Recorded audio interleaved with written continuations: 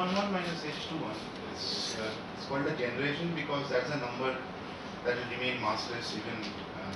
Yeah, that even if you are even if you think of adding some corrections, right, because of the existence of the chiral fermions, those cannot get mass. Yes.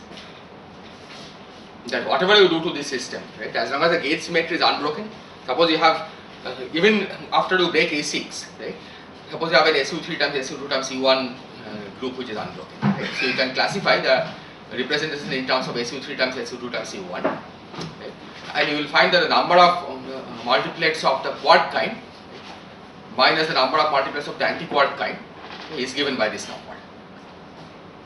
So you can imagine that giving mass to fields in an SU3 times SU2 times C1 covariant way, right? Of course, you cannot add mass terms which breaks SU3 times SU2 times C1, and even after doing that, right, there will be a certain number of chiral fermions that will be left over, and that is this number.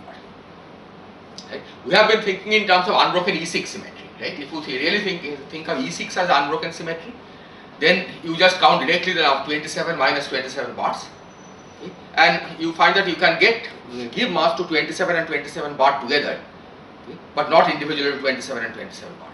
Okay? But you can do better. That even if you assume that the E6 is broken to some lower dimensional group, then you can still classify the number of chiral fermions that you will get under that lower dimensional group. In particular SU3 times SU2 times C1, and you will discover that the number of generations is still controlled by this number. Is this point clear? Okay. I mean, for example, if you take just now a normal standard model, right, SU3 times SU2 times C1 group based standard model, you have fermions which are left-handed. Okay. Now imagine that you add right-handed fermions in the same representations. Okay. Then what you will find that you can add gauge invariant mass terms, because you can couple the left-handed and right-handed fermions, okay, or the left-handed with the conjugate of the right-handed, okay, and that will give gauge invariant mass terms, okay, which you can use to make some of them massive. Okay. But if you have n left-handed fermions and n prime right-handed fermions, then n minus n prime will always remain massless. Right? There is no way to give mass to all of them. So it's that principle that is at work here. And because these are giving the number of chiral multiplets, we know that at least even if supersymmetry is broken, right, this doesn't even require unbroken supersymmetry. Even if supersymmetry is broken, all the scalars may become massive. But the fermions which are there in the chiral multiplet will continue to remain massless in that number. And our goal is to find this number to be 3. Yes, so the point is realistic, if you are trying to look for realistic string compactification, then you should start with a situation where this number is 3. Right? Of course, that doesn't, I mean, that goal can be easily achieved, because right now we know of many Calabi-Yau manifolds which have that, which satisfies the number of generations is 3. Right? But you have to do more, right? You have to make sure that the Yukawa couplings are correct and everything else is also correct.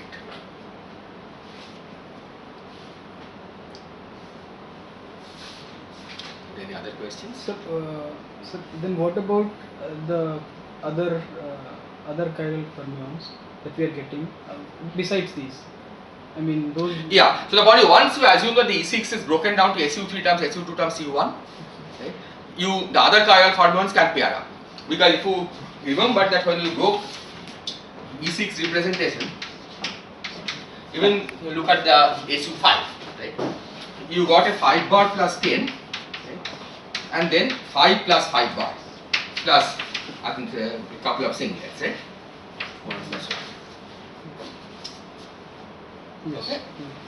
So now you see that these 5 and 5 bar could in principle combine, right? Then once these U1s are broken, so the E6 contains SU5 times a couple of U1s. Okay, this is what you can achieve in the by the discrete Wilson line. Okay? But you can imagine other mechanisms which will even break this U1 times U1. Okay, beyond discrete Wilson line. Okay, some Higgs mechanism or something. Okay? So we only have to make sure that all the couplings that we are adding are SU5 invariant. Okay. Now SU5 invariant tells us that this 5 and 5 bar, okay, could combine and become massive. Okay. These singlets can become massive. Okay? Nothing prevents mass transfer these. Okay? What cannot become massive is this part. Okay? Because 5 bar plus 10, right? Unless you have both right-handed and left-handed 5 bar plus 10, there is no way to give write down a mass term for this. Okay? So this will remain massless. Okay?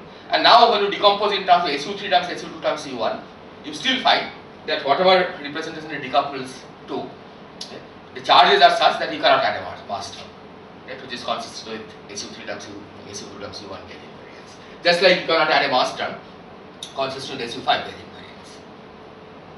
So, my question basically was, what about the ones that which can couple to give the massive fermions? So, Yes. There are no such. I mean. Well, but those could become very massive, right? Okay. We don't know what the masses Okay. are, right? That depends on the details of the model. Right? You can imagine a scenario where those extra terms, right, which could get mass, they get mass much more than a TeV. Right? It's only the ones which cannot get mass because of some group theory reason will remain massless. Okay, and that's in this representation 5 bar plus 10, okay, which is exactly like what lepton content of the standard model.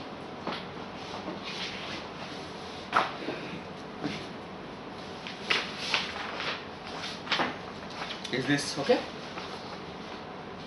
Okay, so this basically finishes the calculation of the spectrum, okay, at least the relevant part of the spectrum. As I said, there will be other singlets, right, which come, for example, from the H1 of endomorphism of T, right, the gauge, the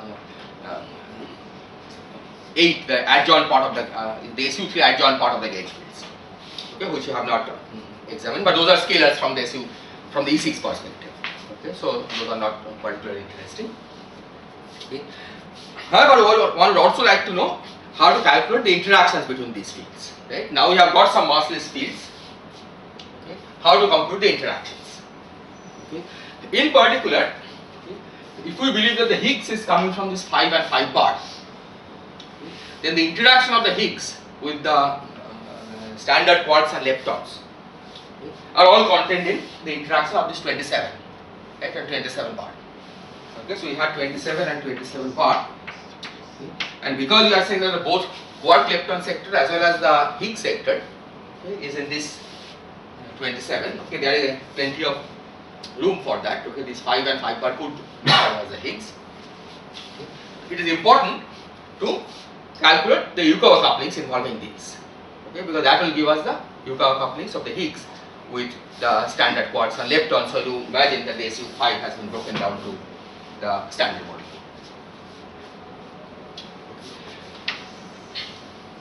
So if you break E6, of course there are various possibilities, but let's work in a situation where E6 is unbroken.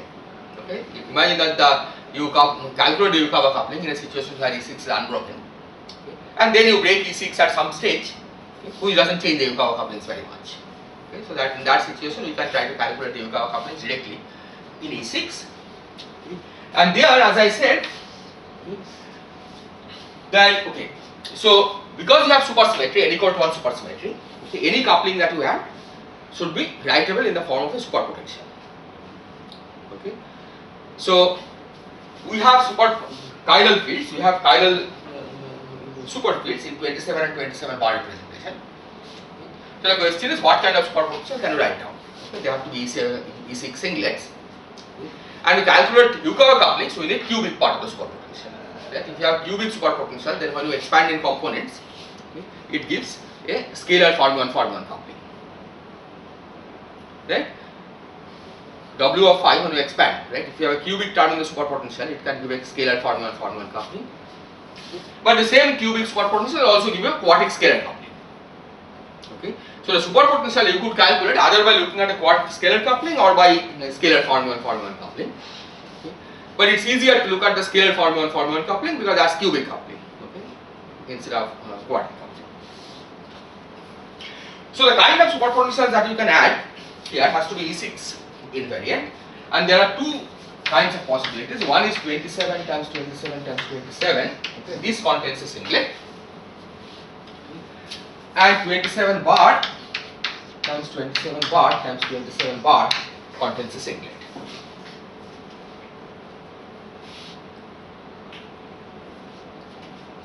So if there are H1 to 27s labeled by I, okay, so I runs from 1 to H1 2, and this say labeled by alpha, okay, runs from 1 to H1 1. Then the superpotential for these will take the form Cijk,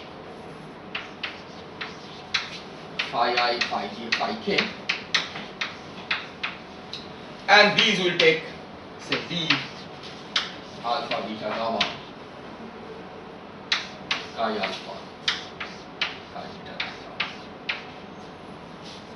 Okay, so Ijk run from 1 to H1 2. These are the numbers you have to calculate. Okay, there is also of course the gauge index which I have not written down. Okay. But how those gauge indices are constructed is completely fixed by the E6 group theory, right? Because it depends on how the Clebsch-Gordan coefficient. Okay. How 327s combine into a singlet and how 327 bars combine into a singlet. So I have not even written those down. So the goal will be to calculate these objects, Cijk and D alpha beta gamma. Phi's can be scalars or formulas. Yeah, so right now I am thinking now superfields. Okay. But when you actually calculate, right, of course n equal to 1 supergravity that you are going to dimensionally reduce, that doesn't know about the superfields to begin with.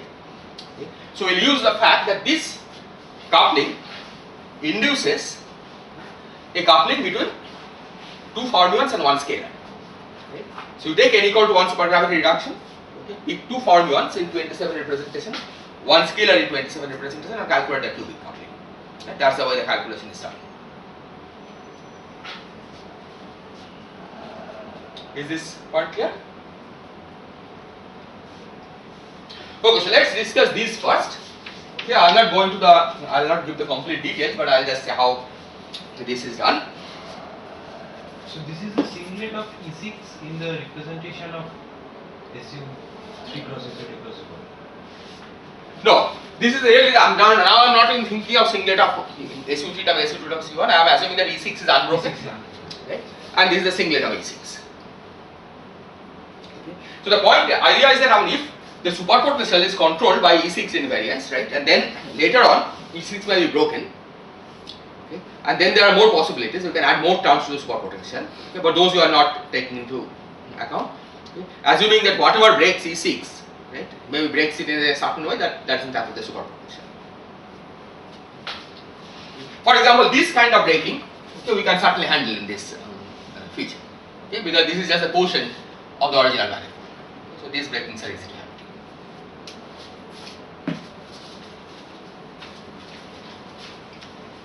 Okay, so basically the idea is the following, that this, so there are H1 one of these,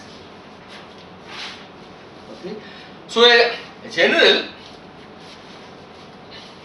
field here, okay. So each of these, I have called this ABC, so let's use that notation here, ABC, because we are going to label the 1-1 forms. So to each A, we can associate a 1 form, omega A. Okay, this is a 1-1 form.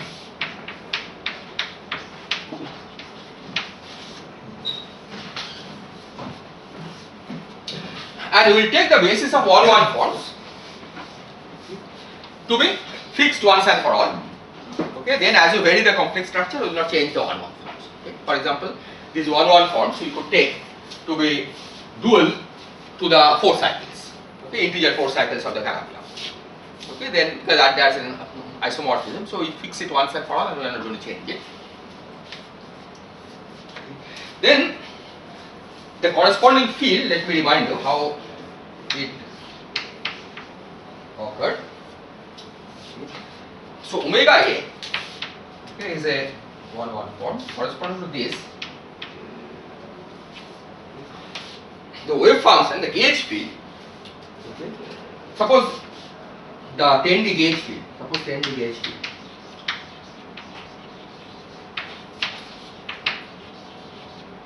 is given by F I, this is F I A bar, when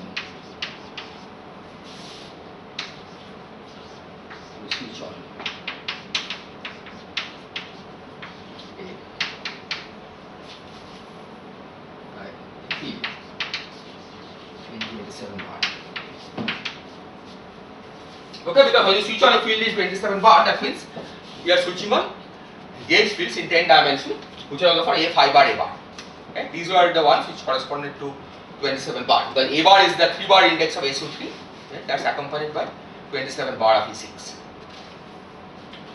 So, how is A5 bar, A bar related to that omega? So, this we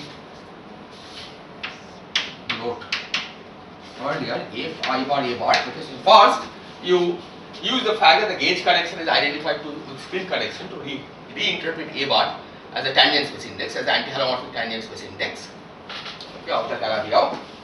Then you multiply by the inverse square by to convert it into coordinate index, and then you multiply by P A bar K, and this is your omega. So let me write this in general. So this is your identify this is phi A omega A. Okay, but these are the we call it chi A.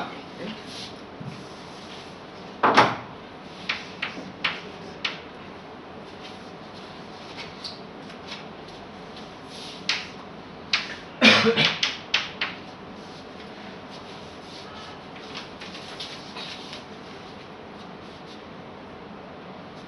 Is this statement here?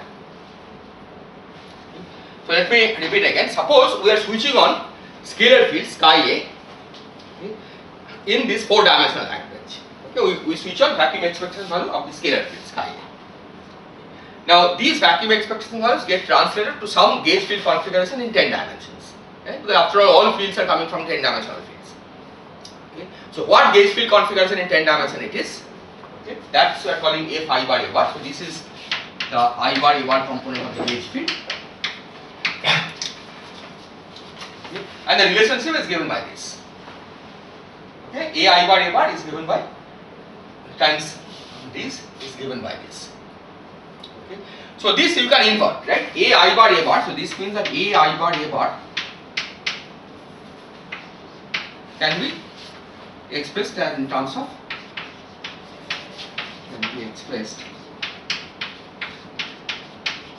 in terms of chi-A's.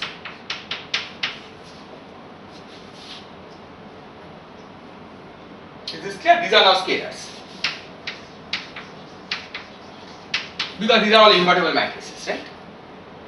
This is the metric, this is the Fierban, so you can always invert it and write this A5 bar A bar in terms of these. Now you can do the same thing for the fermions, right? Because this relation that you wrote down, that if instead of the same relation holds, okay? Because of the fact that this I bar you can either represent interpret as a vector index or as a spinor index in the internal space.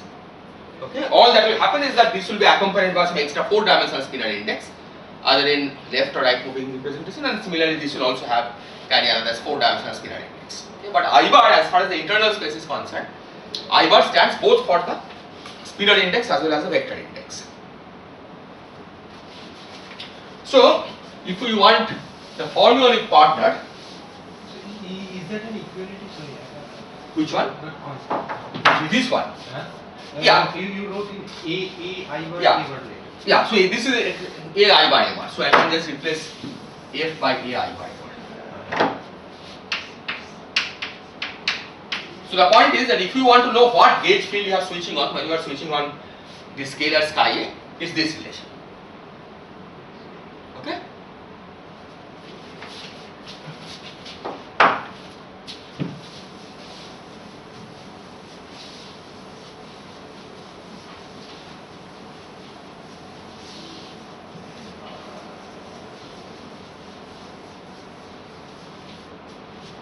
Similarly, if you do fermions,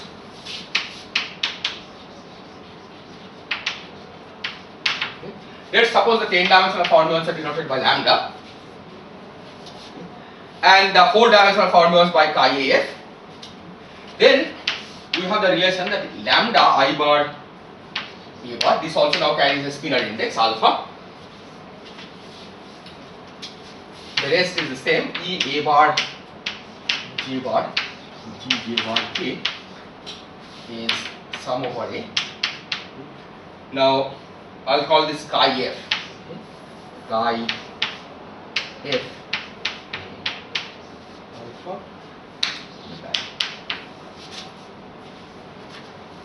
This is the 4D formula. 4D formulas, and this is the 4D spinner index.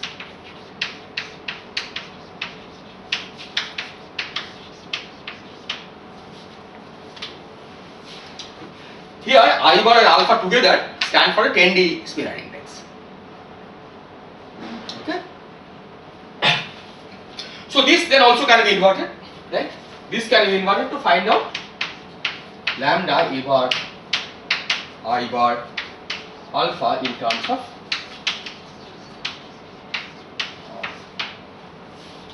chi F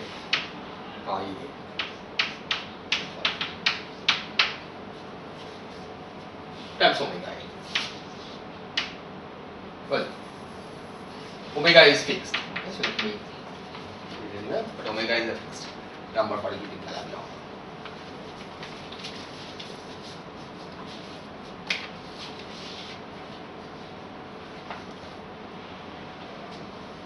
Is this okay? So now the idea is that in 10 dimension, we know what kind of interaction terms you have. In particular, there is an interaction term of two gauginos with a gauge field, okay, just controlled by the 10 dimensional gauge invariance. Okay, so there is an interaction term in 10 dimensions of the form A chi A lambda lambda. Okay, and the structure of this term is completely fixed by gauge invariance and supersymmetry, okay, as an integral.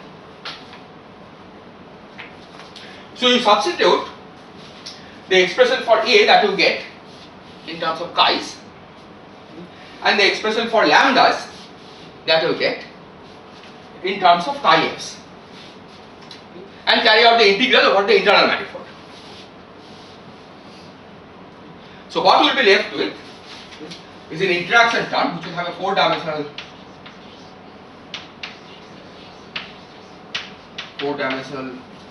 interaction, and then a term of the form chi f A, chi f B,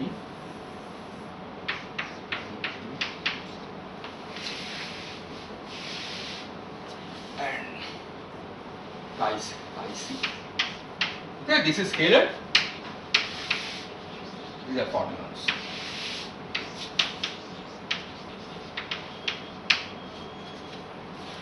Times a number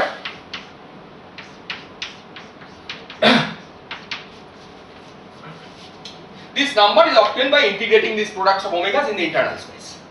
Okay, some combinations of the omegas in the internal space. Right? That's what the ABC dependence comes, because that comes from this omega. Yes.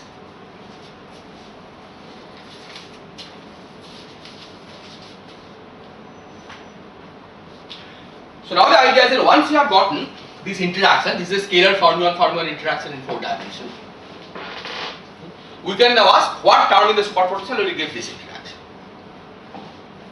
Right? In fact, once you know the scalar formula interaction in 4 dimensions, you can directly read out the term in the superpotential. Right? Because superpotential essentially gives exactly the same term. And so from that, you can read out the superpotential that you have in this theory.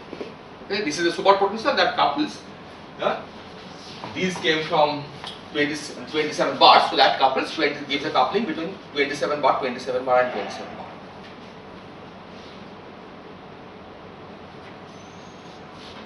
Is this procedure clear?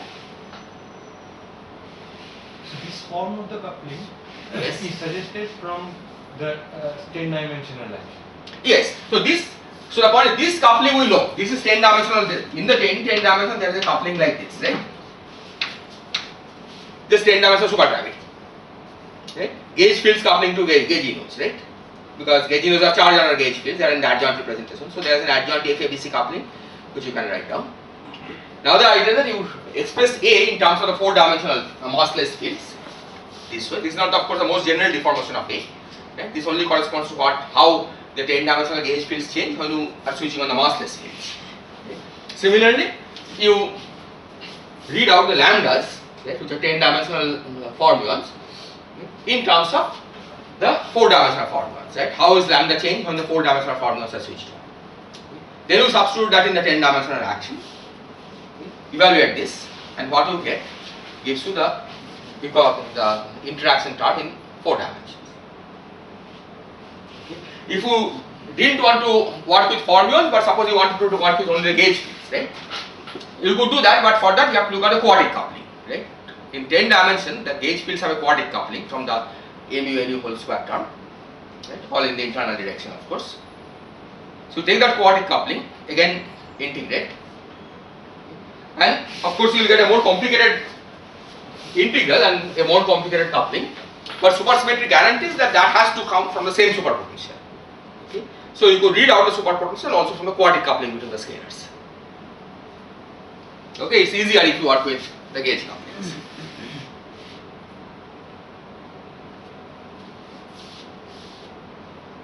Is this point clear? So alpha and alpha in lambda gives a Yes, spinor index in 10 dimensions. exactly. That's right. I bar and alpha together gives a spinor index in 10 dimensions. Because the point is that 10 dimensional, the 16 component spinor, right? We saw decomposed into 4, 2 left plus 4 bar 2r, right? This is 4 dimensional index is the internal SO6 index. Okay. But once you had SU3 holonomy, the 4 became 3 plus 1, this became 3 bar plus 1. And you put the 3 and 3 bar, which could be identified as a vector index. Okay. That's why I bar and alpha together. So alpha is basically carrying this index. Right. I bar is and I at the sphere, internal sphere indices.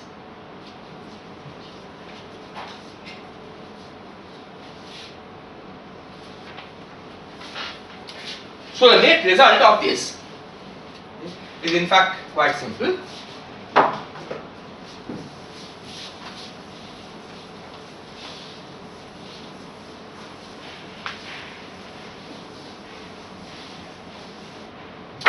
So what one finds is that the superpotential involving the 27 bars has the structure chi A, chi B, chi C. Okay, I should say that I am using the same notation chi both for superfields as well as the scalars. Okay, but it should be clear from the context what I am using. Right now that I am talking about the superpotential, these are now superfields. So chi A, chi B, chi C times integral omega A, OH omega B, OH omega C.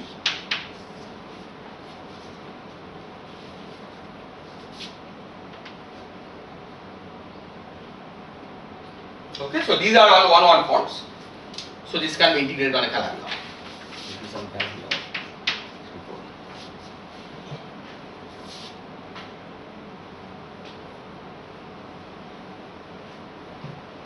And this is useful because this quantity is purely topological.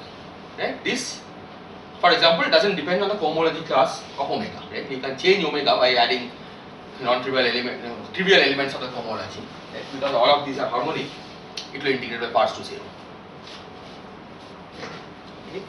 In particular, this can be computed from the intersection number of the corresponding 4 cycles. Right? If you have chosen the omegas to be isomorphic to the integer 4 cycles, right, then this quantity is nothing but the intersection number of the corresponding 4 cycles. Right? 3 4 cycles intersect at points on Calabi-Yau, and that's the number it's come. Okay, so this is completely topological.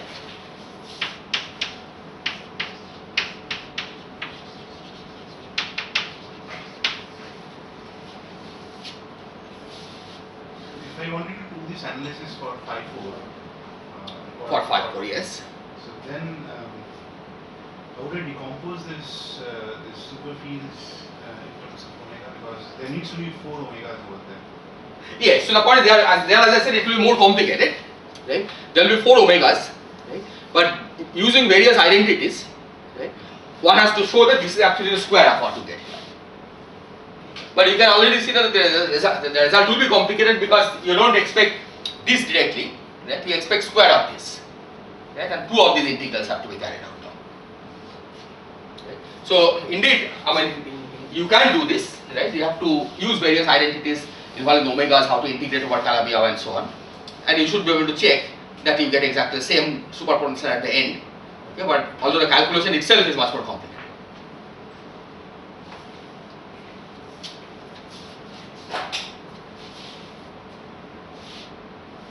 Is this clear?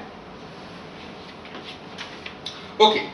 So in particular, this doesn't require the knowledge of the metric, okay, which is a good thing because on Calabi-Yau it's very hard to compute the metric.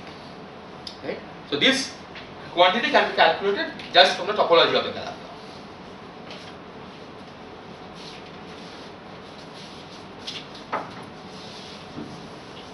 Now it turns out that the similar result holds for the 27 Iokawa couplings. Okay, although the result is a little more complicated.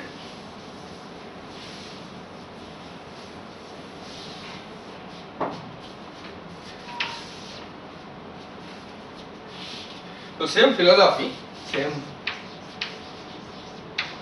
approach for 27. So there the relevant gauge field component is A I bar A.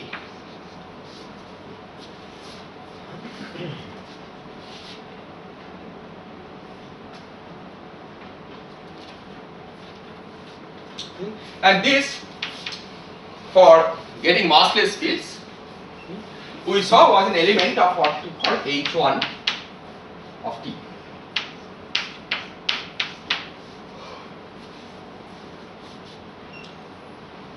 Okay, homology valued in the tangent space, holomorphic tangent space index.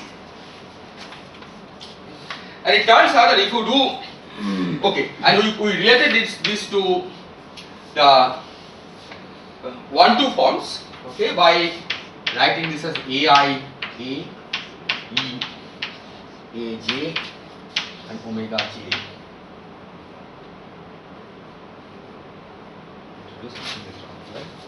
AI.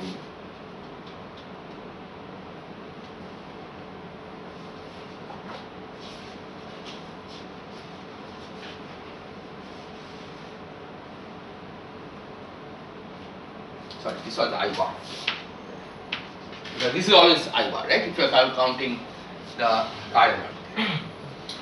Omega J T. Okay, so this gave an index, an object with one free anti-holomorphic index and two free holomorphic index which are antisymmetric. So this is a 2-1 form, and that's how the number was H21.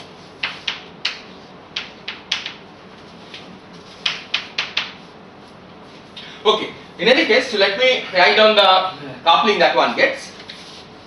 So basically, if you look at the 4D part, the 6D part of this, okay, and the coupling that one gets is integral AI bar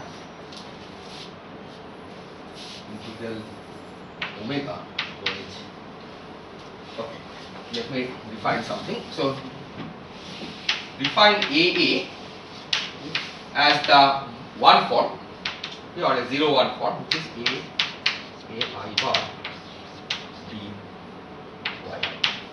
Okay, this is the Calabi-Yau index. Then the 10D action basically gives, besides the 4D integral, the internal part of the integral in the Calabi-Yau is essentially omega of h a by e.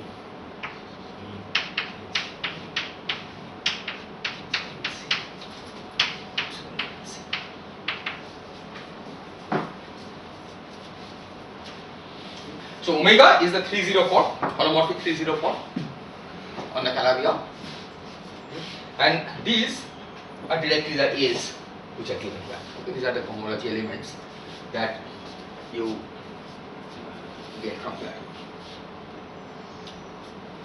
And this you can see can be integrated on the Calabi-Yau because this is a 3-0 form, this is 0-1, 0-1, 0-1, so this is 0-3 form, right? So this is a 3-3 form that can be integrated, and the epsilon ABC is a natural invariant tensor because you have the 3 index antisymmetric object, right? That's invariant in the, under the tangent space rotation.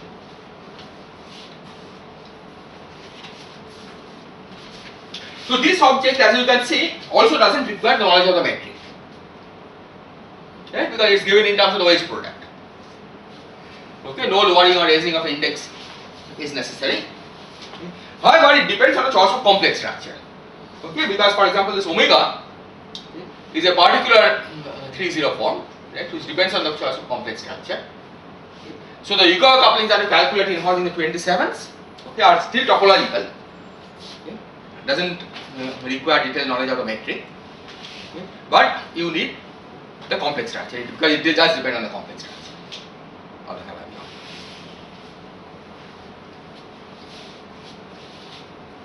Is this point clear?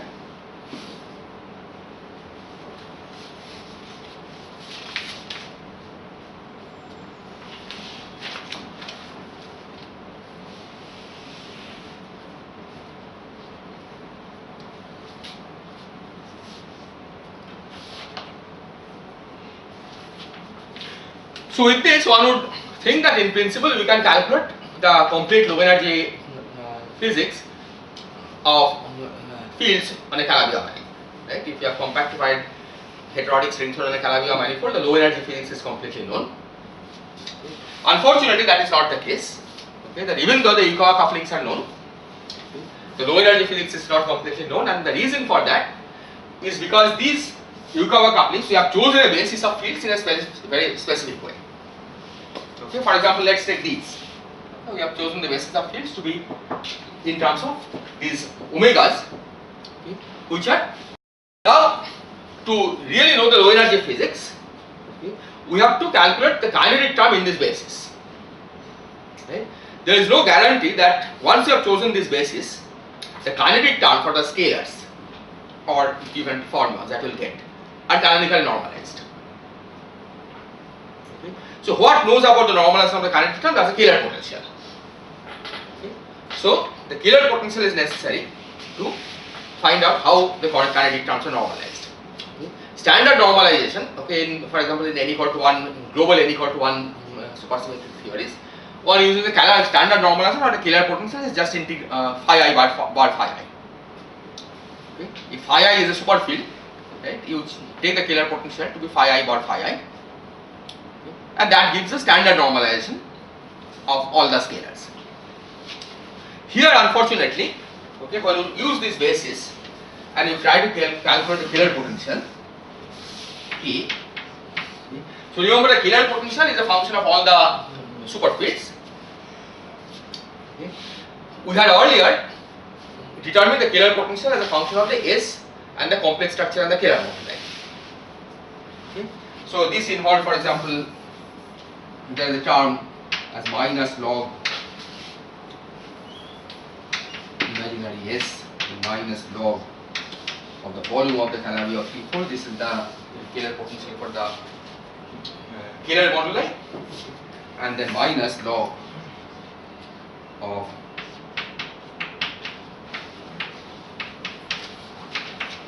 okay, this was the Kähler potential for the complex structure moduli. But now we have to add to this the Kähler potential for these fields, the chi's and the phi's.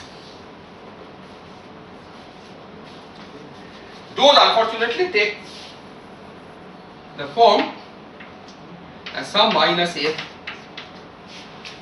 AB IA star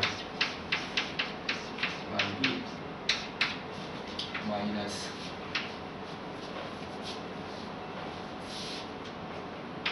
EIG phi I star G, where these not only depend on the moduli,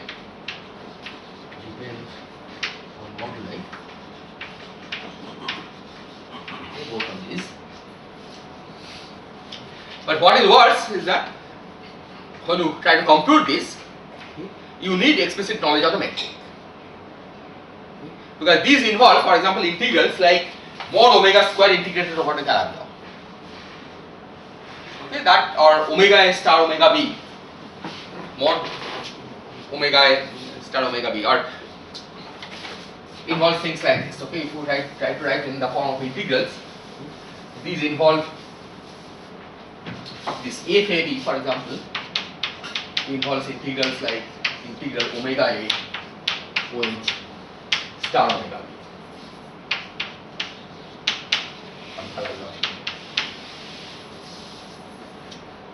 Okay, so this is a 2 form, this is its dual, that's a 4 form. But this calculation involves a metric, right? Because taking the Hodge dual requires knowledge of the metric. Okay. So these quantities you cannot calculate without detailed knowledge of the metric. Okay. So the best you can hope for is to do some approximate calculation. Where you approximately calculate the metric on the Calabi-Yau and then you compute this. Okay.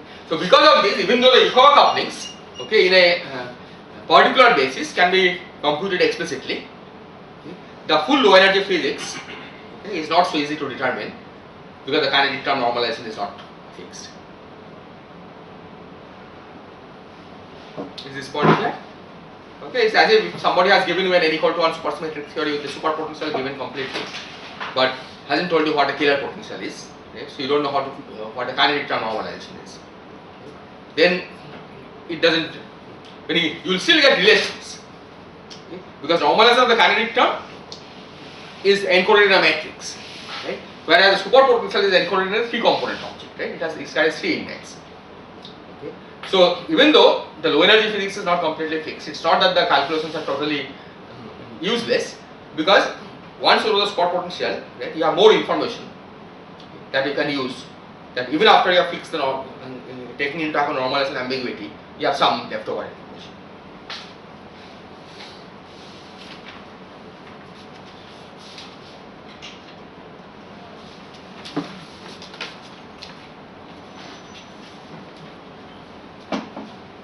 Are there any questions?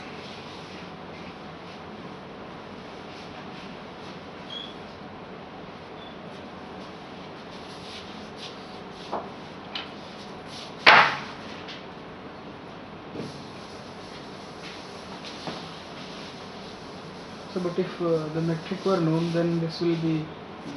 Yeah, if the metric were known, then of course this will be computable explicitly. So it's basically now up to mathematical.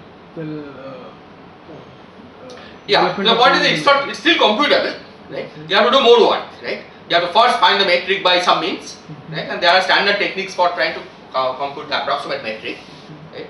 Basically, you use some kind of Ricci flow, right? You start with some metric. I mean, for example, if you take these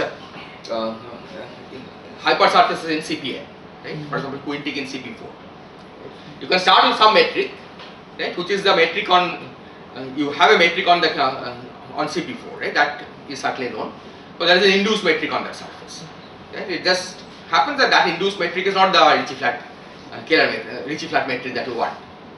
Okay? But you can start from that induced metric, which can be constructed explicitly, and then you use the Ricci flow technique, okay, to improve it, and you can show that when you use the Ricci flow, it starts going towards the Ricci flat metric. Okay, you do Ricci flow with a fixed size, and that's one of the techniques that one uses to compute the metric on Calabi-Yau. Yeah, there are other techniques you can implement, but these are all approximate techniques, right? So you can still write a computer program to calculate these normalization factors.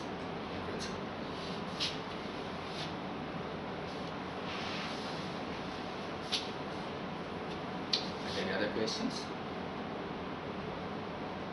Yes. Yes. Does low energy physics always has a R symmetry? I think in these models it has, but I'm not sure if all Calabi-Yau compactifications will have an R symmetry. I see. Yeah, I don't think there is any general reason.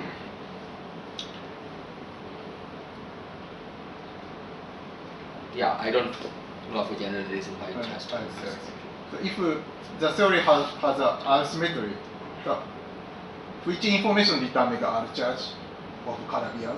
Yeah, so the point is the only thing I can think of is that because it's 2 superconformal invariance, right? If you look at the left, the right hand sector, right, there is a 2-0 superconformal invariance which has a U1 current, right? So that would be the one which is responsible for R symmetry, but I am not completely sure if that is the R symmetry of the world sheet theory. Yes. Okay. Whether that translates to R symmetry of the space-time theory, I am not completely sure, but I can try to look up and tell you tomorrow. Okay, but there are certainly extra U1s, right, which do not give rise to gauge particles because they don't have the right GSO property. But nevertheless, the world sheet theory has these U1s.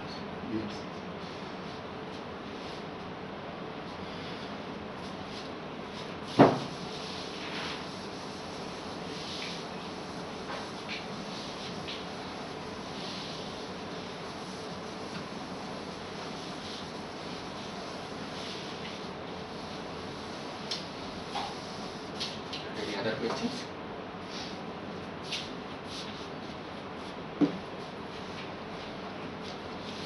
Okay, so let me now say a few words about type 1 on Calabi-Yau 3-4, okay, but I will not do very much. So if you take type 1 on Calabi-Yau 3-4, basically its low energy phenomenology, okay, at the level of supergravity is identical to SO32 heterotic. Okay? Because as a supergravity, this is the same as SO32 heterotic.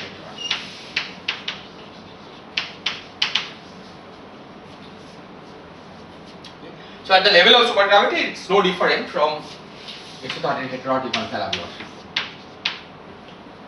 Okay, and you can study it in the essay.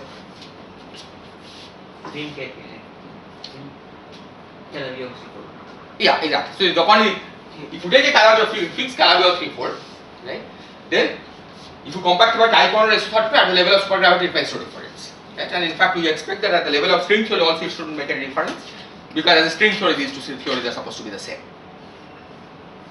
Okay? So the only advantage that you can try to get is that some things which are difficult to understand here may be easier to understand there and vice versa. Okay? But it doesn't give a new theory. Okay? So we will not try, at least not immediately, we will not try to explore this in detail.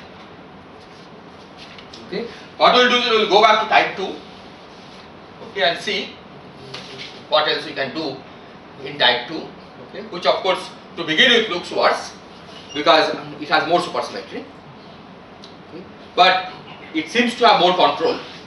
Okay, that may be just temporary. Okay, that heterotic seems to have less control if you want to go beyond what you have, but that could change as a function of time. Okay, I mean, someday people may find efficient to deal with heterotic theories also.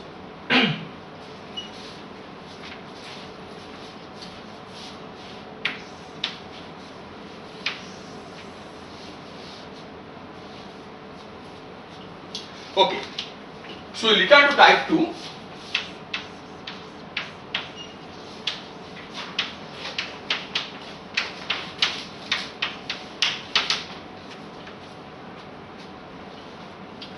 And we look for compactifications which are more general than what we have studied so far. Okay? Certainly more general than just Calabi-Yau compactifications. Okay? So eventually, okay, our goal will be to break supersymmetry, okay, get de Sitter space solutions and so on. Okay? But we will proceed in steps, okay, so that we at each stage we have some control. Okay? So at least at the first stage, okay, we will try to preserve supersymmetry. N equal to 1 supersymmetry, if not n equal to 2. Okay. And we will try to look for Minkowski solution.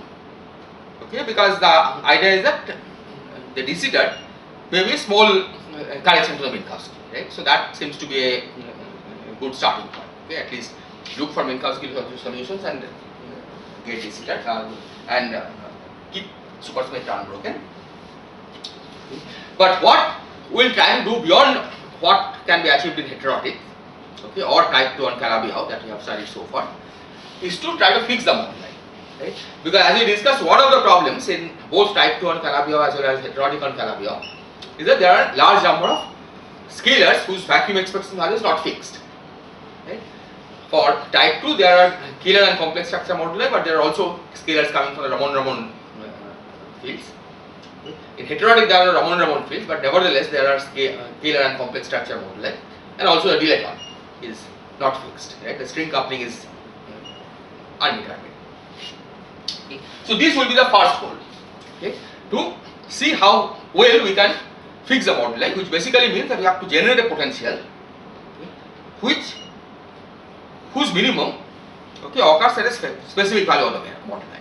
Okay. Not that we have a family of minima, okay, and then that corresponds to the unfixed modulus.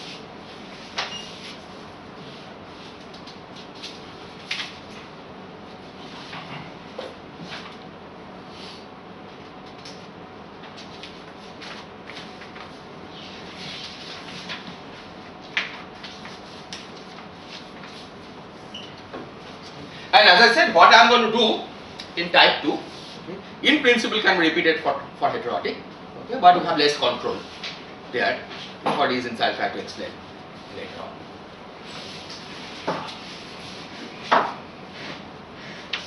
Okay, so we will be work with 2b. Okay. Similar things can be done for 2a as well, okay, but that's less static. So I will begin by writing down the 2b action again.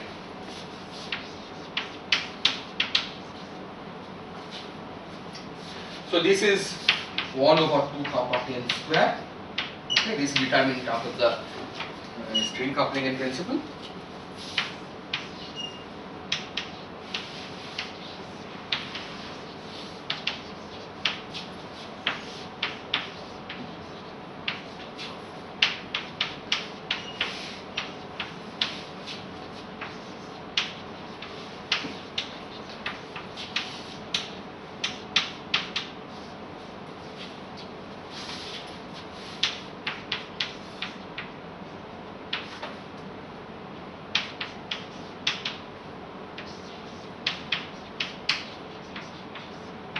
I'll explain the notation.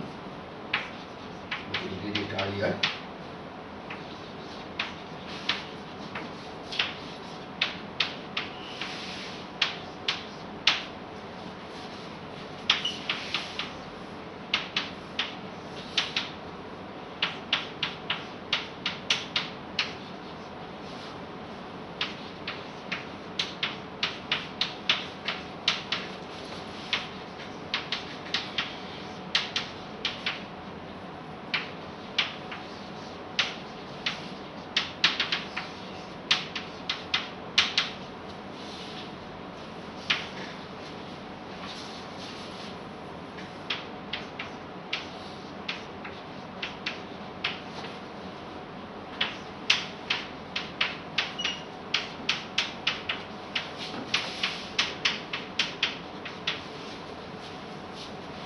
Okay, so let me explain the various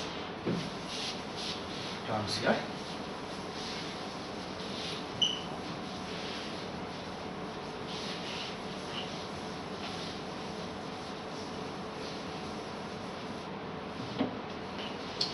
So G mu of course is the Einstein metric.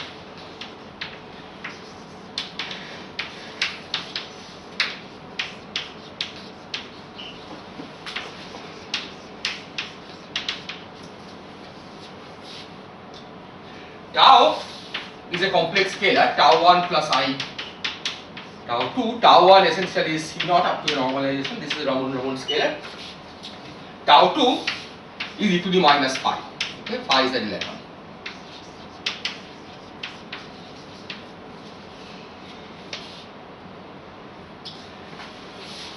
F3 is DC2.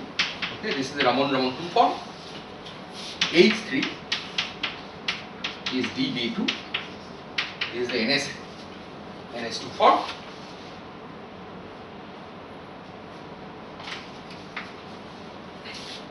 G3 is complex, which is F3 minus tau H3 and F tilde 5 form is self-dual, which is DC4 minus half C2H3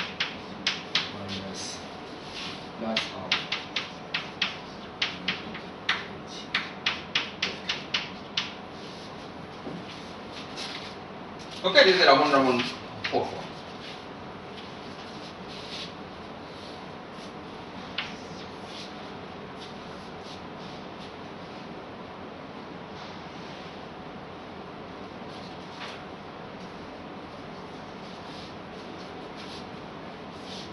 Is this okay?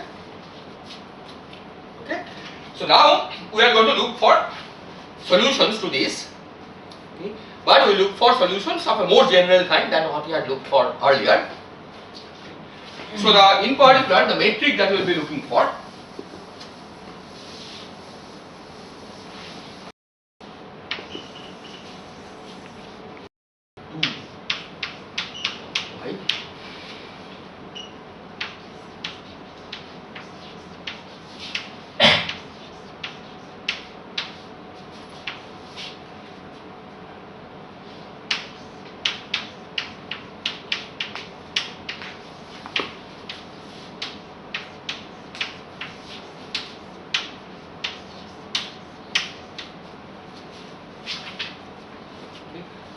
where x mu basically gives the non-compact coordinates and ym gives the compact coordinates.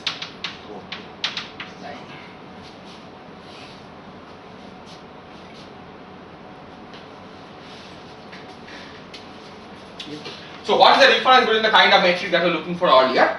Okay, first of all, we have put an e to the minus 2y factor here in front of the metric g tilde, but this of course is just a convention, right? You could have just absorbed this inside g tilde and call this some new internal metric. Okay. What is new is this factor over here. Yeah? This cannot be absorbed inside everything. Okay, e to the 2ay times this. Okay. Now, you notice that this form of the metric is still consistent with 4-dimensional Lorentz invariant. Right? We don't want to give up 4-dimensional Lorentz invariance. Okay? And this is invariant under a Lorentz transformation involving the excludes.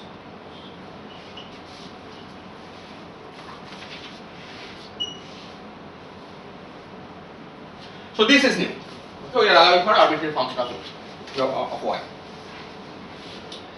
The other thing that is new is that we will now allow H3, F3, F tilde 5 to be non-zero.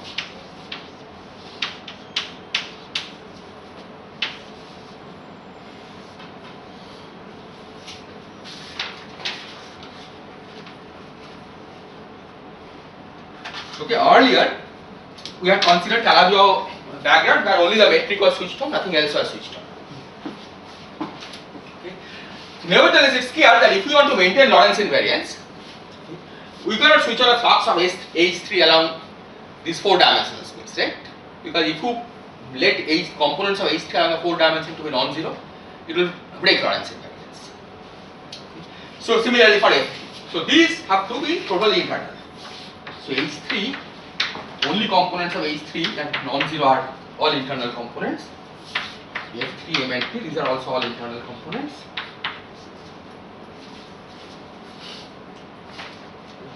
F tilde phi, however, can have components along the 4 direction, and the general form of F tilde phi is following. It's 1 plus star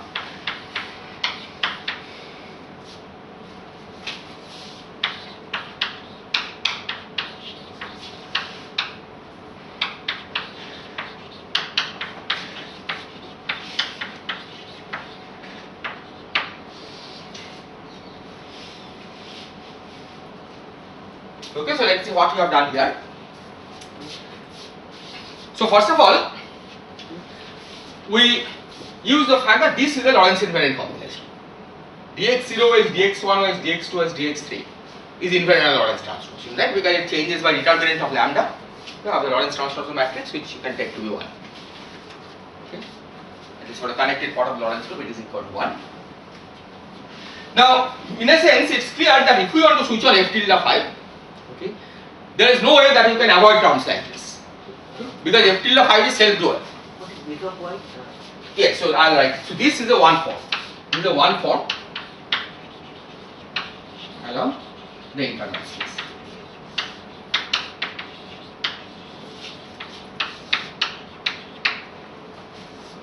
Okay. This has to depend only on the internal coordinates, because if it starts depending on the x's, right, then you break translation invariance, which you don't want to do. Now, what I'm saying is that this is inevitable. Okay, the reason that you have to put this structure is because f tilde phi of course is self-dual. Right? So if you imagine that f tilde phi has internal components, its dual will necessarily have components along the space-time direction and along the non-compact space-time direction. Right? So self-duality forces us to have structure like this. So 1 plus star here essentially guarantees that this is self-dual. Okay? Because the star here essentially dualizes this. Okay, that's the Hodge dual, and so this by construction is self-dual. So the one part involves this. Okay, star of this is a phi form that is totally in the internal direction. Is that clear? Because the Hodge dual of this, right? This is already 0, 1, 2, 3, right? Hodge dual, because it uses the epsilon tensor, it can only have legs which are not along 0, 1, 2 and 3, right? That means it's fully in the internal direction.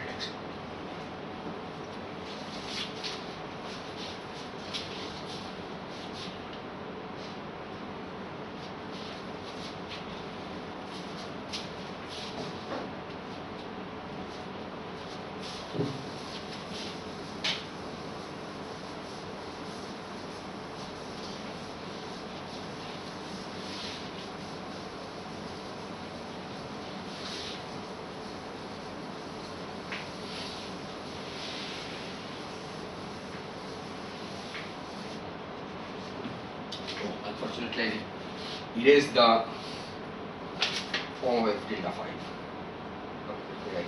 So, okay, f tilde phi, I wrote down the form for f tilde phi, right? So, if you take d f tilde phi, this is essentially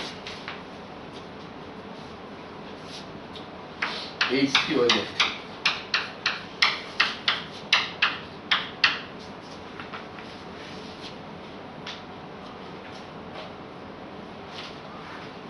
Okay?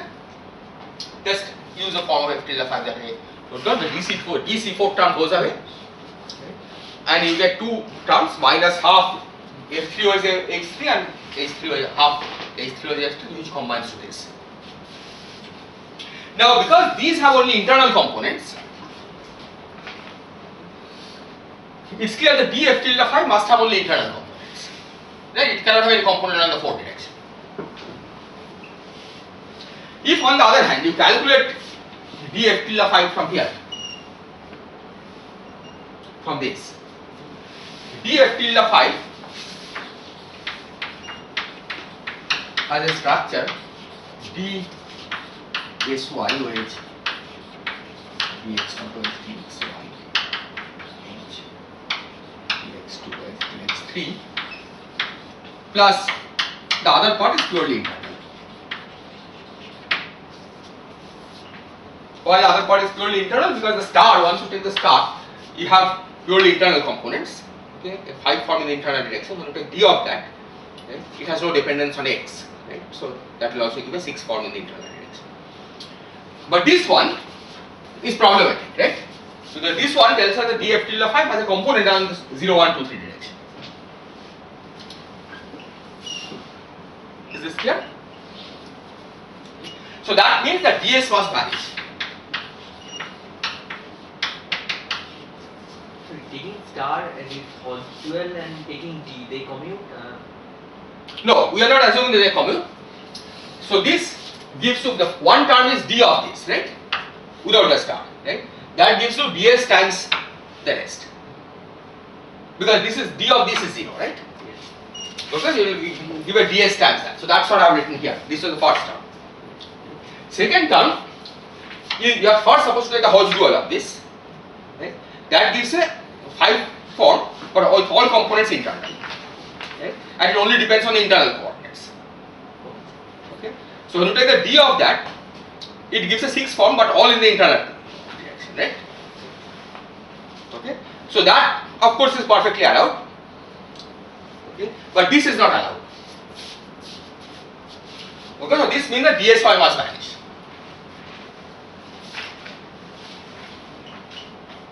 Is this clear?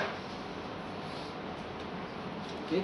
And assuming that H1 of the internal space is trivial, assuming, okay, this we can of course relax. Okay, in this case you have a little more general possibility. Assuming that H1 of the internal space is equal to 0. This means that S must be d alpha, where this is some scalar.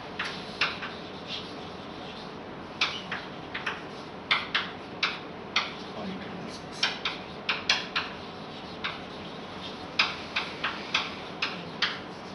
Could you repeat what the first term is problem is? So as far as 4 dimensions are concerned, it is just like that.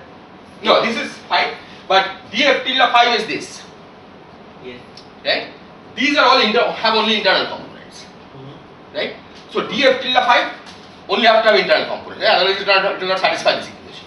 Yes, if df tilde 5 has a term like this, then it will not be consistent with this equation.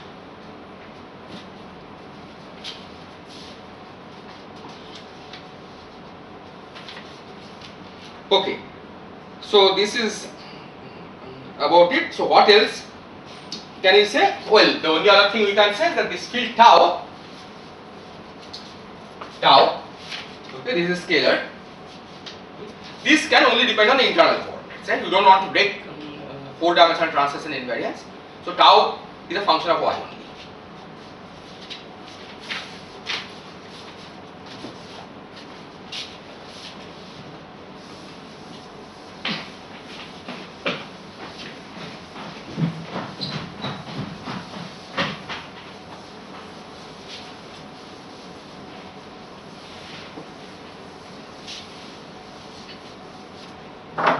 Tau is a function of y.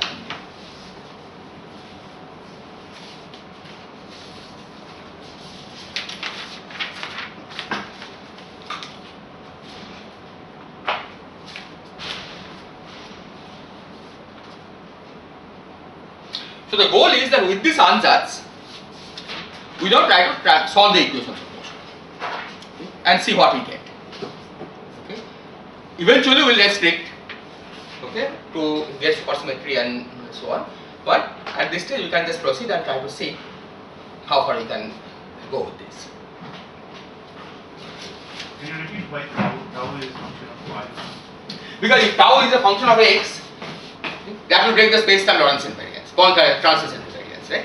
Because you are looking for vacuum configuration, right? So you don't want the scalars to depend on x.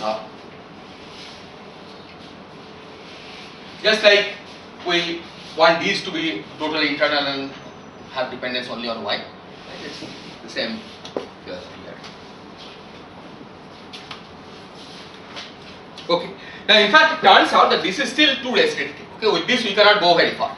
Okay, and the reason will be clear as I go along. Okay, so you have to allow for more stuff, okay.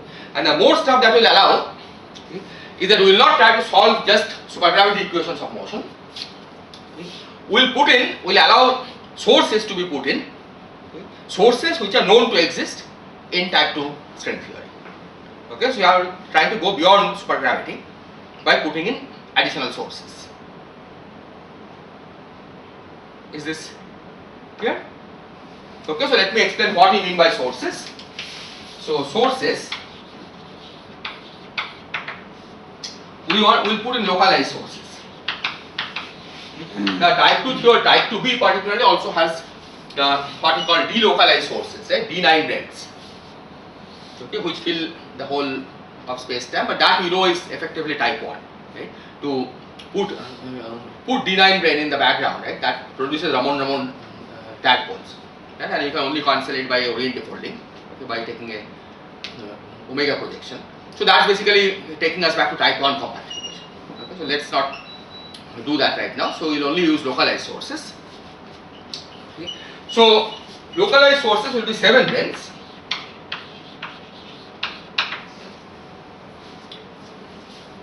Okay.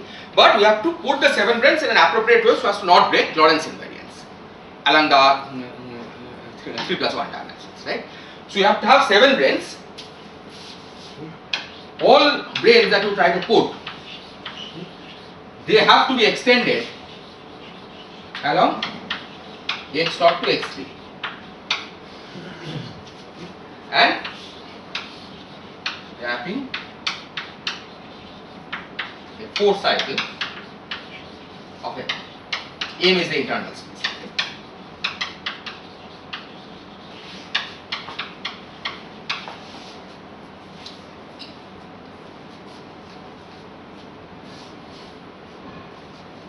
Okay, in fact, normally you think of this as D7 branes, but we will see later that we also have more general possibilities in the form of PQ7 branes. Okay, type 2B theory in fact not only has D7 branes but also PQ7 branes, which are S duals of these objects. Okay, but those we will see later. Okay, but eventually we will allow also those as sources. Why are you considering 5 branes as well? Yes, so I have not listed everything. Okay. So you could have D5 branes.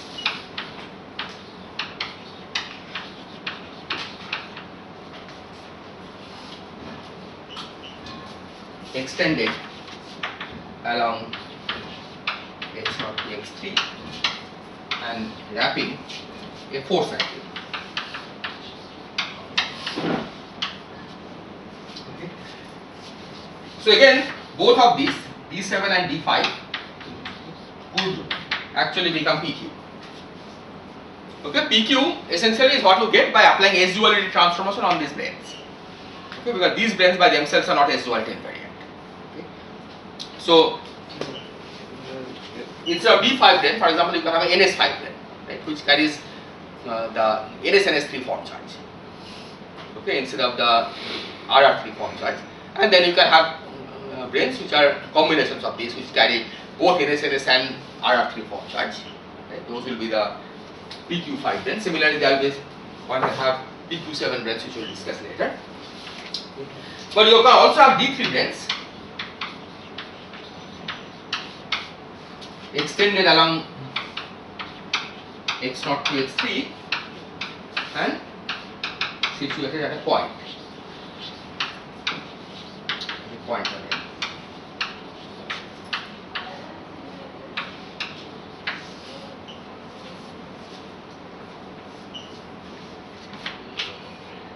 For 3 branes, of course, you don't have the PQ 3 brane possibility because 3 branes are invariant under S duality. So you allow tau to be not single value? Yes, so in the case of once you have D7 branes, tau is never single value. Right? Even around D7 branes, when you go around, the tau gets shifted by an integer. Right? For PQ7 brane, when you go around the PQ7 brane, the tau basically changes by an SL to Z transformation. Okay? That's how you define the PQ7 branes. So in general, when you are looking for field configurations, we can allow for field configurations which come back to themselves under SL to Z transformation, because that's the symmetry of the theory. Right? You don't have to have single valued, okay, in the strict sense.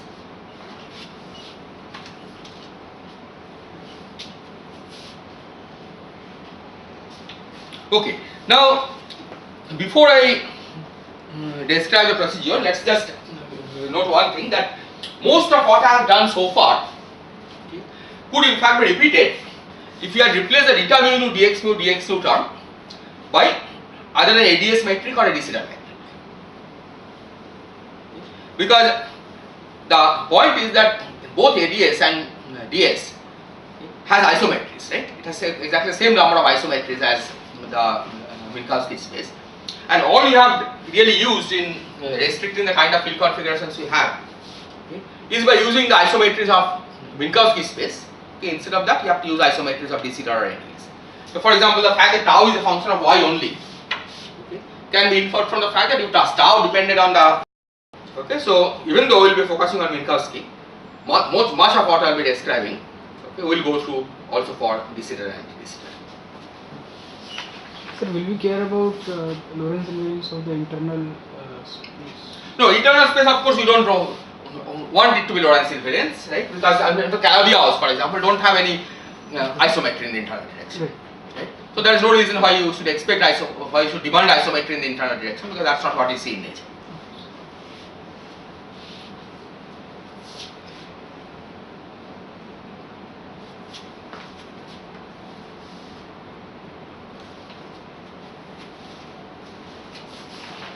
Okay, so the idea is that now we allow all this and you start solving equations of motion.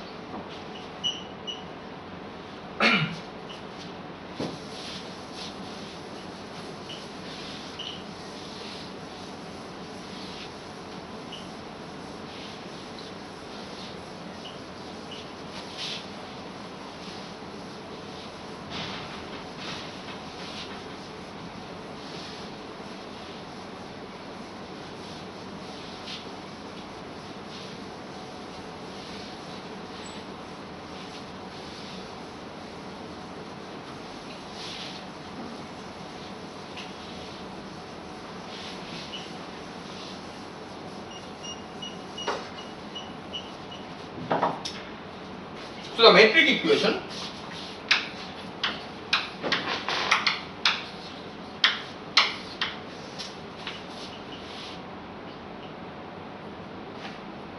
is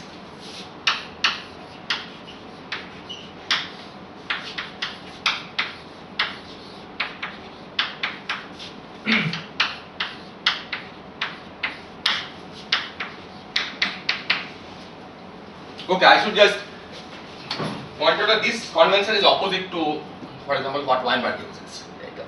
We have a minus sign otherwise in Weinberg solution. Okay, but that has to do with the fact that in the Einstein-Hilbert term, we wrote with a positive sign rather than a minus sign. Okay, in the action. But that's just a matter of convention.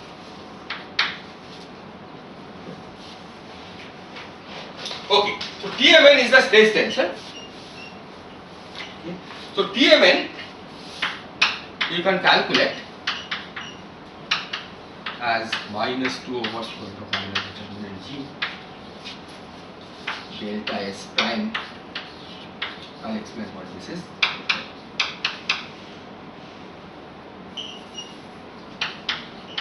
This is Tmn.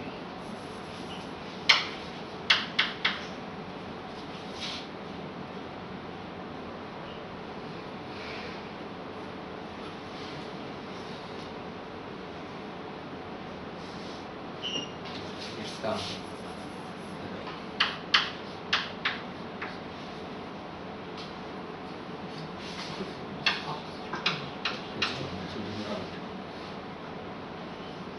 G00 del 0 y square, so this should cover the positive side.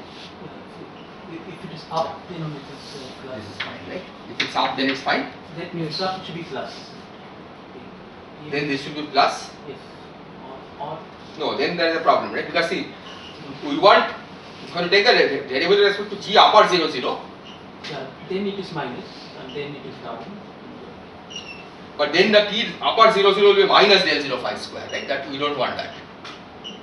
No, because the two ups. Yeah, so isn't that energy density? T 2 ups? So T two ups are the same sign as T two downs because. Yeah, exactly. So T 0, 0 should be positive.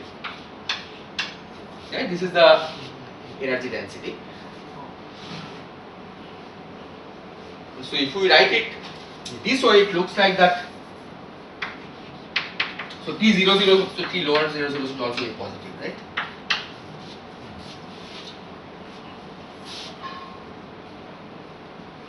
Yeah, so this is probably okay, right? Because in the action, the del 0 phi whole square term comes with a positive sign. Right? Half G 0, 0 del 0 phi square. So when you take the derivative, you get a positive del 0 phi square. Anyway, so I think this is something one can figure out, right? I think. I thought the kinetic term was minus G mu nu del mu phi del mu phi. Like for example, the tau. Oh yeah, right. Okay. So there is a minus sign. Yeah. Because del 0 phi square coefficient is positive, but T 0, 0 itself is negative. Yeah. which is the function. Anyway, this you can easily figure out. Okay? So what is S prime? S prime is the action without the Einstein-Hilbert term. So S prime is action without Einstein-Hilbert term.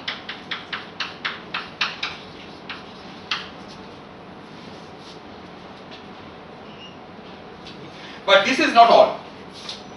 If we are only trying to solve supergravity equations of motion, then this will happen all. Okay? This is the definition of the energy momentum tensor.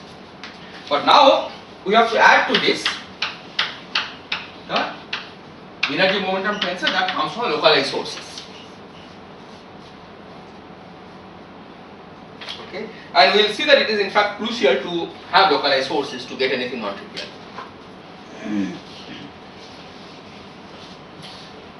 So you can write it in a slightly different form. Okay, if you take trace, then you will get RMM times 1 minus 5 basically, right? The 10-dimensional trace, so 1 minus 5 equal to kappa 10 square TMM. So RMM is basically minus 1/4 kappa 10 square TMM. So you can write this equation now for RMN as kappa 10 square TMN minus 1.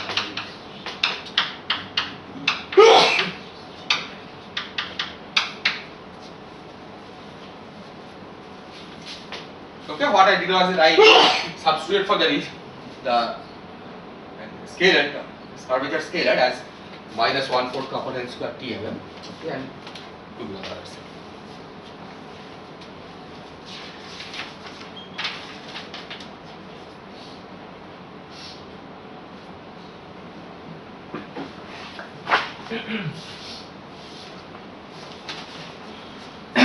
Okay, let me write down the expression for the energy momentum tensor once and for all. Okay, because that is used very extensively in this analysis. So T mu nu will be 1/2 kappa 10 square G mu nu times minus 1/2 kappa square .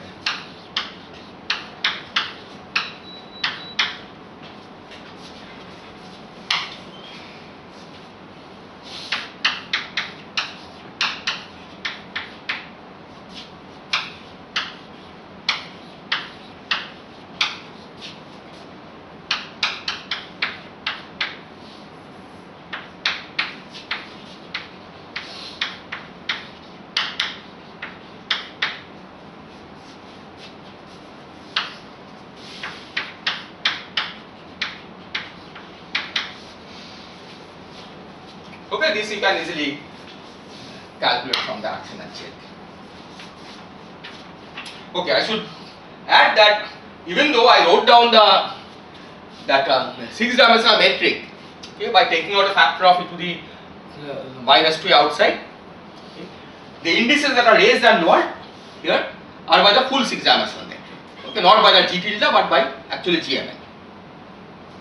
Okay, it's the convention that we are using here.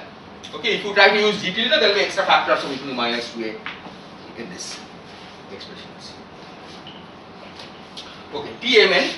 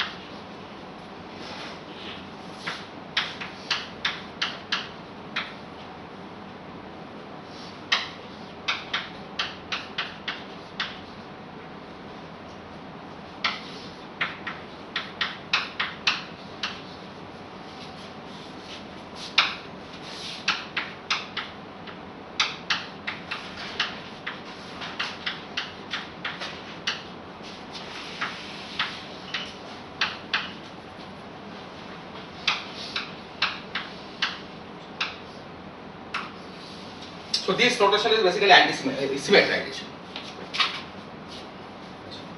Curly bracket. Okay, so that basically means it's half of del m del n and half of del n del n plus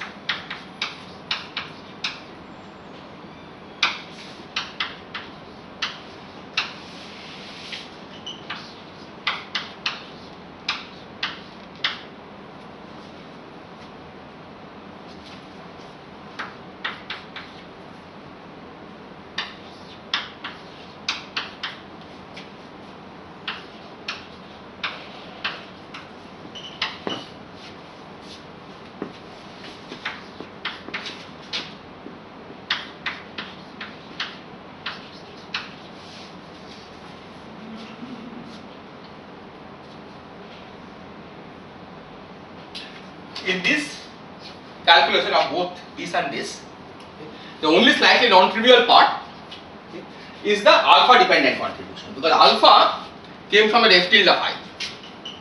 Okay, so you have to take the expression for f tilde phi, okay, write it as 1 plus star d alpha plus d alpha h, this dx0 h dx1 h dx2 h dx3, and then suitably take the Hodge dual and do this calculation. Otherwise, everything else is straightforward.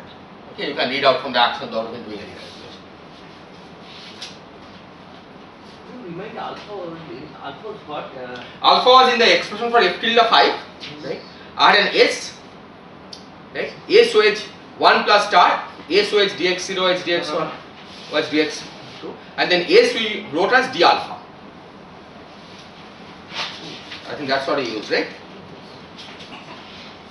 Because S was, we say that S is closed, right? And if H1 is 0, then S becomes just d alpha.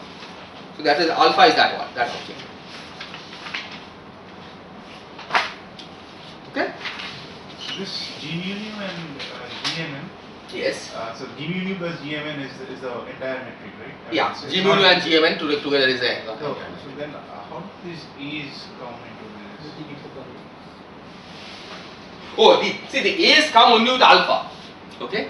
So A's came only because of this Hodge duality that you have to take. Right. Oh. There are various determinant G etc. was involved. That's how the A's come. Right. That's why you are seeing that there is really no other A anywhere else. Right. Because you are really using the G mu nu and GMN.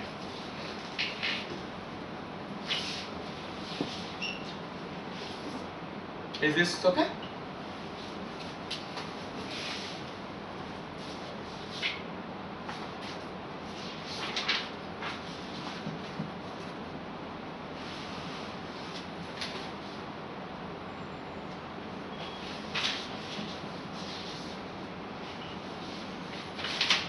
Okay, so let me just complete this first step anyway.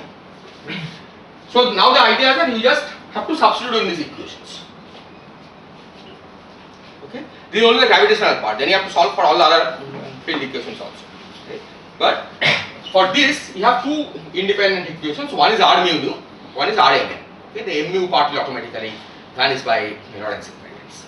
Okay? So I'll write down the R mu nu part, and then you will see the non-triviality of this kind of construction.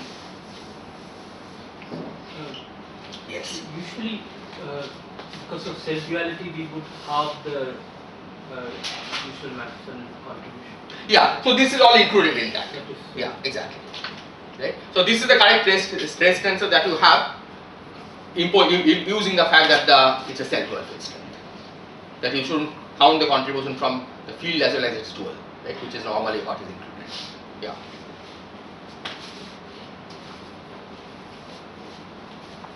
Okay. So R mu nu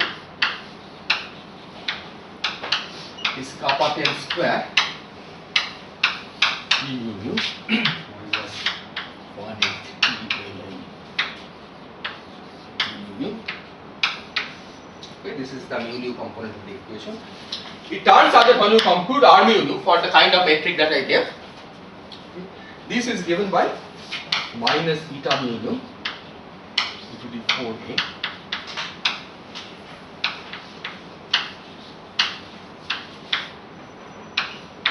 Okay, so this is the first place where the matrix G tilde appears. If A was constant, okay, if there is no warping, right, because this A is coming because eta mu nu was multiplied by e to the minus 2A. Okay. If that was not there, then this equation, the left hand side is of trivial. Okay, R mu nu would vanish, but now we have this term over here.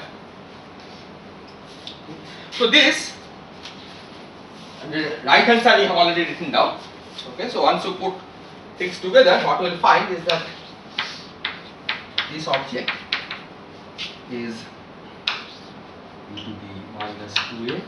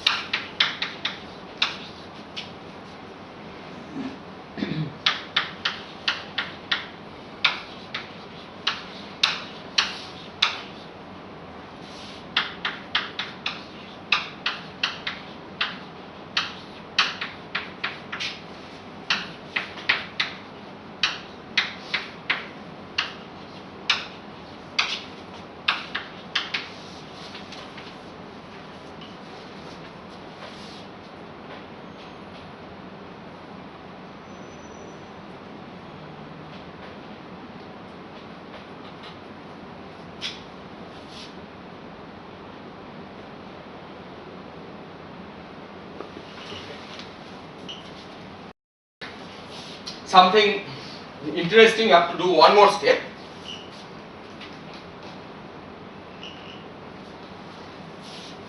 This is using the equation. This is Using the equation.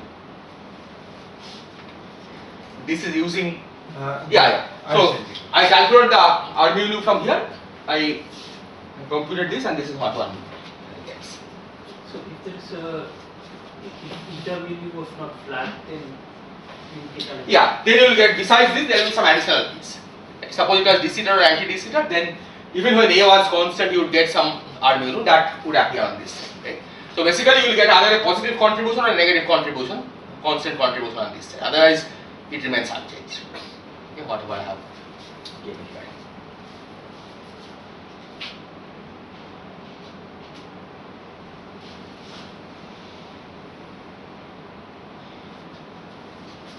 Okay, so for future use, it's also easier to work with a slightly different object, e to the 4.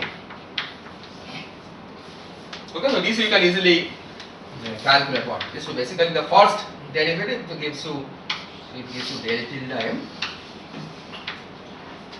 Now the indices for this are raised and lowered by the G tilde metric, and then we got 4A, 4 limit. Next time when you apply this, you get two different terms, right? One is the box of A, okay, whose expression is already here. The other one will involve the del m of A kind of term. Okay. So using that, we can write down a formula for this. And that turns out to be e to the 2A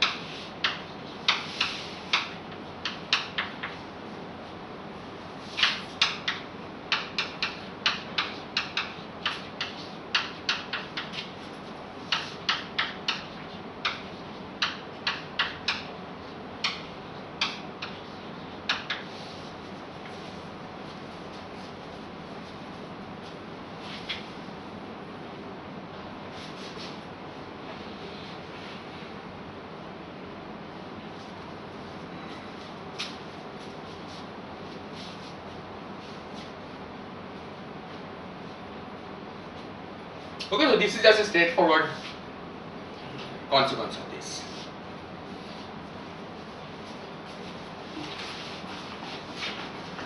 Okay, on the left right hand side, the indices are again raised and what by the full GMM metric.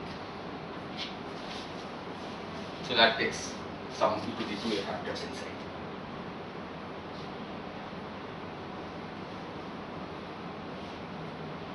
Why do you have this relative minus sign between TMM and TMU?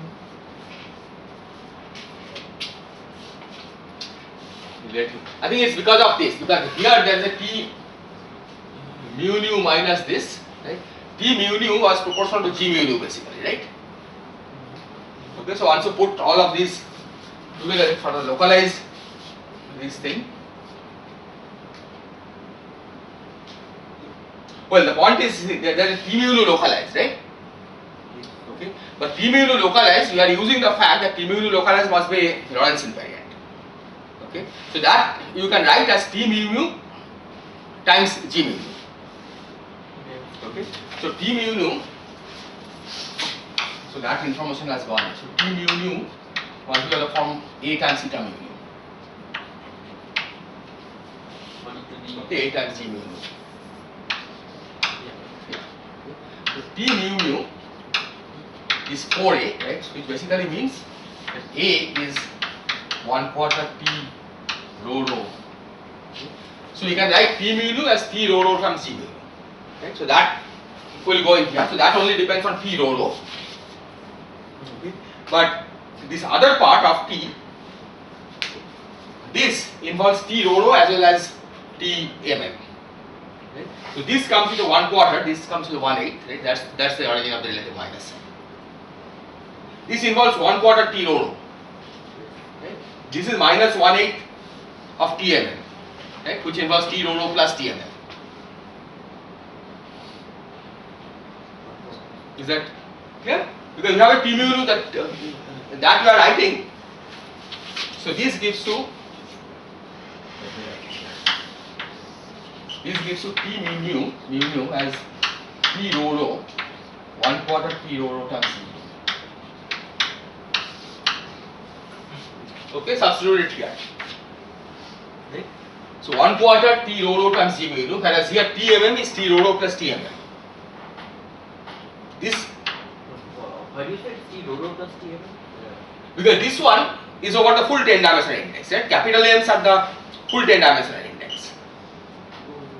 Right? That capital Mn involves both sum over internal coordinates as well as the space-time coordinates, the 4D space-time coordinates. So notation that you are using is that capital M runs over all 10 coordinates, small m is over the 6 internal coordinates, and mu is over the 4 space-time coordinates.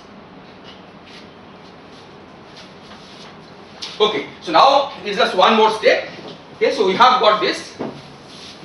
So let's suppose we integrate this over the internal manifold.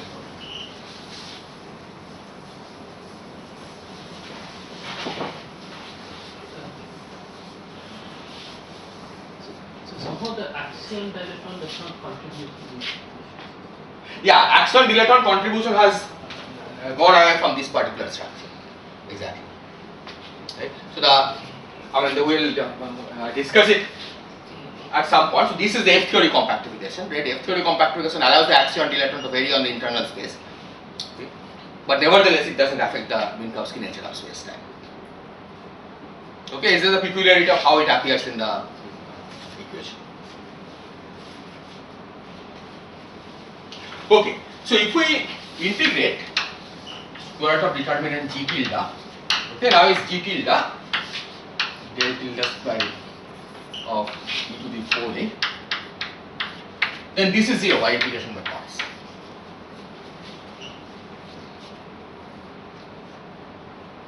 Right, you are using the G tilde metric on this side. So that means that the integral of this should also vanish.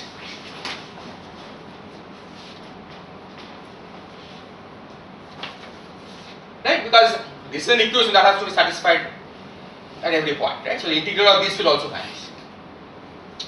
But this is positive definite, positive semi-definite, right? whereas G times G bar, right? G bar is a complex conjugate of this. Internal metric is positive definite, clearly. This is positive definite, this is also positive definite. So this basically shows that in the absence of localized source, in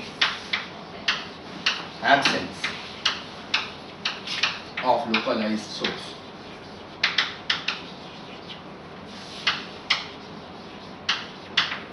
GMNP is equal to 0 and alpha equal to 0, which basically means F3, H3, and F tilde phi all vanish.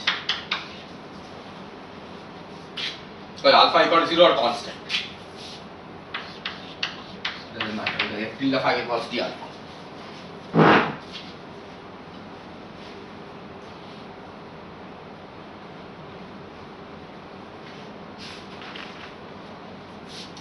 So if you are unwilling to use localized source, then basically you are back to your compactification without fluxes, right? All fluxes will have to vanish.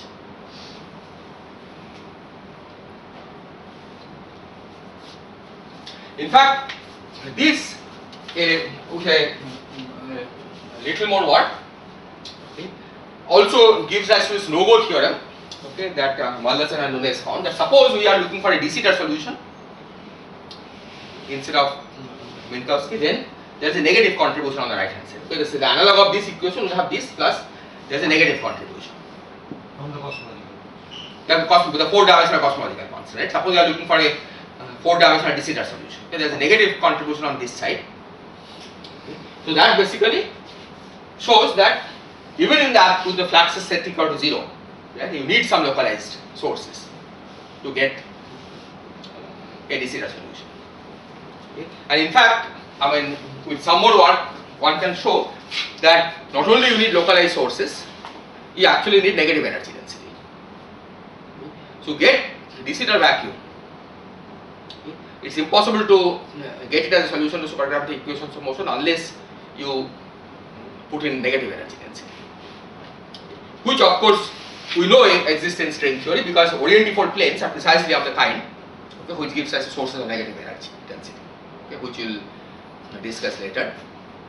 Okay, but this also indicates that there is a strong restriction on how you can possibly get de Sitter solutions from this kind of compactification.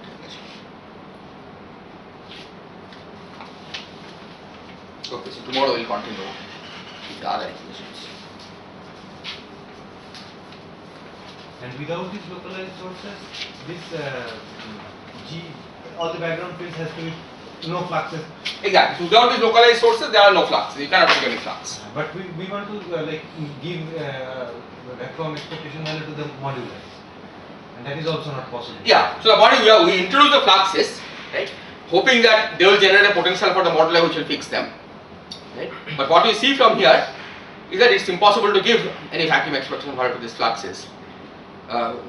It's impossible to switch on the fluxes, and hence this procedure itself will break down completely. Okay. But of course, we know that string theory allows us to have localized sources, right? So we'll use localized sources to construct non-trivial vacua. But this shows that you really need these localized sources to proceed. Okay. The other possibility is to use higher derivative corrections, right? Because this work we have done at the supergravity level. Right? This large volume scenario, for example, uses the higher derivative corrections to help us solve some of the equations. But higher derivatives come with alpha extra. Alpha term, exactly. That's right.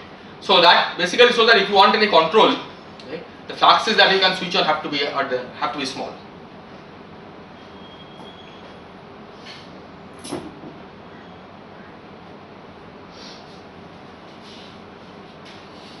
So this equation, so the thing is, we want this equation, this last equation to be 0.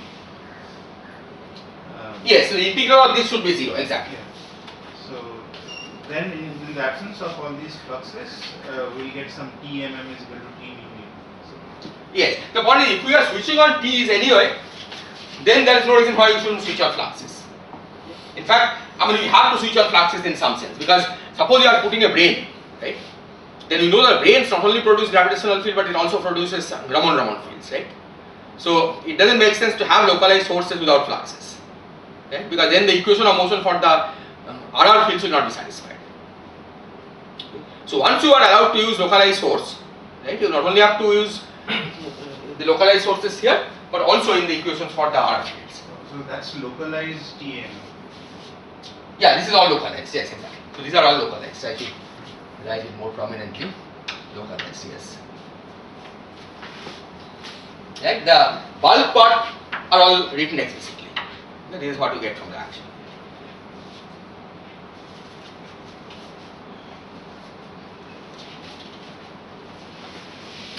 Okay, so we'll continue.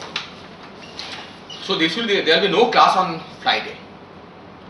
So it will be today and tomorrow and then again on next